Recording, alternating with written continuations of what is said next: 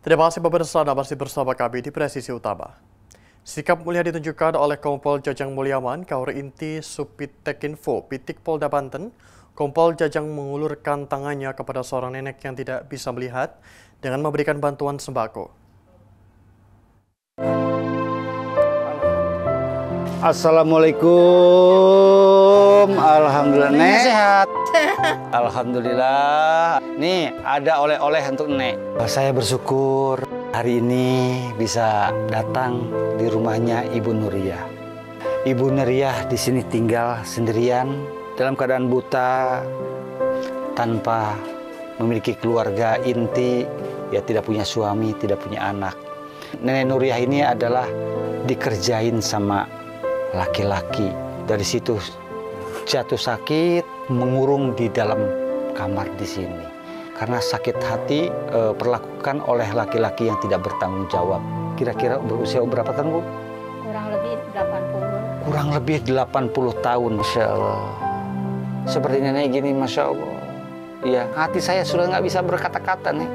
Dalam keadaan hidup begini, sekarang mata sudah nggak melihat, tidak bisa berbuat apa-apa. Ya, suka dapat bantuan nggak?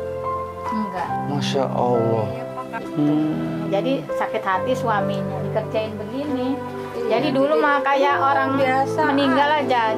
Kata bapak mah katanya dulu tuh sampai berak di tempat tidur. Karena dikerjain suaminya. Ini dapat dimintain katanya ini umurnya panjang katanya gitu. Cuma ya keadaannya begini, gitu. Masya Allah. Jadi di seumur Ya hidup. seumur hidup begini ya. Dari 20 tahun sampai sekarang. Itu di dalam gini aja, ngerem aja. Saya tadi mendengar bahwa Nenek Nuriyah itu betul-betul tidak mendapatkan bantuan. Iya Pak. Ya mudah-mudahan dengan siapa yang bisa melihat video ini, hatinya tergugah. Mudah-mudahan ada yang membantu Nenek Nuriyah. Ibu, gitu aja. Makasih Ibu ya, sama-sama ya. Semoga berkah semuanya. Ya kita sama-sama saling mendoakan. Hanya Allah yang maha segala-galanya ya Bu. Makasih. Assalamualaikum Bu. Waalaikumsalam. Makasih Pak. Ya. Dan untuk mengetahui bagaimana semangat dan keikhlasan Kompol Jajang Mulyaman, Kaur Inti Supitekinfo Pitik Polda Banten dalam mengulurkan tangannya memberikan kepada seorang nenek yang tidak bisa melihat. Saat ini kita telah terhubung dengan Kompol Jajang Mulyaman. Selamat sore Pak Jajang. Selamat sore Bapak. Baik, bagaimana awal mula Anda mengetahui seorang nenek disabilitas yang sangat membutuhkan bantuan ini Pak? Dapat dijelaskan? Silakan. Ya, saya terima kasih Bapak dan Ibu semuanya, Pak pemirsa. Ini adalah panggilan hati yang saya lakukan. Ini adalah satu hidayah dari Allah, makanya hal itu saya bisa datang, bisa berbagi kepada orang-orang yang benar-benar yang sangat membutuhkan bantuan dan uluran tangan dari kita. Ini tidak semua orang yang bisa lakukan, tapi alhamdulillah saya sepulang kerja selalu menyempatkan diri keliling ke kampung-kampung. Saya selalu berinteraksi dengan masyarakat, karena dengan motonya pimpinan Polri, kita harus hadir di tengah-tengah masyarakat. Itulah yang menjadi moto saya. Ini adalah anugerah dari yang di atas, sehingga saya bisa meringankan beban hidup keluarga-keluarga yang tidak mampu. Itu Pak. Dan bagaimana keadaan dan kondisi nenek tersebut Pak? Oh, untuk Nenek Nuriyah, awalnya saya biasa keliling ke kampung-kampung Pak. Setelah pulang kerja, itu saya menyempatkan diri selalu bertemu dengan masyarakat. Mendapatkan informasi bahwa ada nenek selama 20 tahun dia hanya diam di dalam kamar. Saya dengan hal itu tertarik dan terpanggil hati. Kenapa? Setelah saya datangi, setelah saya tanya tetangga-tetangga, dan di situ ada saudara jauh, ya. Saya tanya kenapa nenek ini. Nah, ternyata Nenek Nuriyah ini selama 20 tahun dia diam di dalam kamar kecil. Dalam keadaan kondisi yang sangat memprihatinkan. Ya, kondisi mata dalam tunanetra atau buta. terus tinggal di kamar kecil di dekat dapur yang berlantaikan tanah dan tempat yang tidak memungkinkan untuk dihuni oleh manusia. Setelah datang, betul ternyata Nenek Nuriyah yang berusia 80 tahun hidup dalam keadaan sangat memprihatinkan, Pak, di situ. Itu adalah merupakan panggilan hati bagi saya. Saya harus banyak membantu karena banyak sedangkan Nenek Nuriyah ini tidak pernah mendapatkan bantuan apa-apa karena dia tidak punya KTP, tidak punya kakak. Jadi kan awal ceritanya Nenek Nuriyah ini dulu dia memang ada kelainan di mata, namun masih bisa melihat. Setelah orang tuanya ingin punya keturunan dari anaknya, dinikahkan sama laki-laki yang sama-sama profesinya kondisinya memiliki kelainan. Nah, setelah dinikahkan di hari pertama, Ibu Nuriyah tidak mau menemani di malam pertamanya, sehingga tidak mau dijodohkan. Dari situlah laki-laki ini yang sudah dijadikan suami, tapi dia belum pernah menyentuh. Menurut informasi itu dia ngerjain, mengguna-guna, sehingga akan dibikin panjang umur, tapi dalam keadaan susah.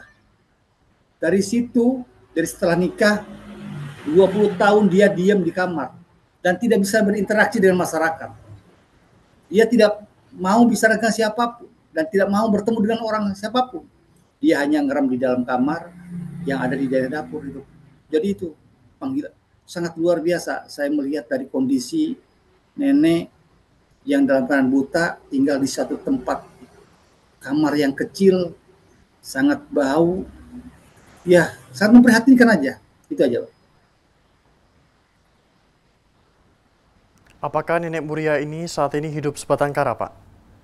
Ya, Nenek Nuriyah ini hidup sebatang kara karena orang tuanya sudah tidak ada dan dia tidak punya suami dan dia juga tidak punya anak.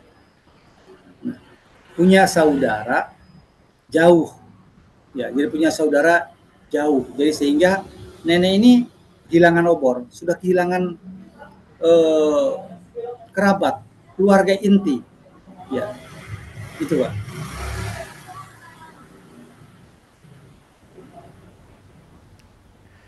Sebagai seorang polisi, selain menjaga Kamtipas, Anda juga rutin mengadakan kegiatan sosial dan sangat dekat dengan masyarakat. Dapat jelaskan, Pak?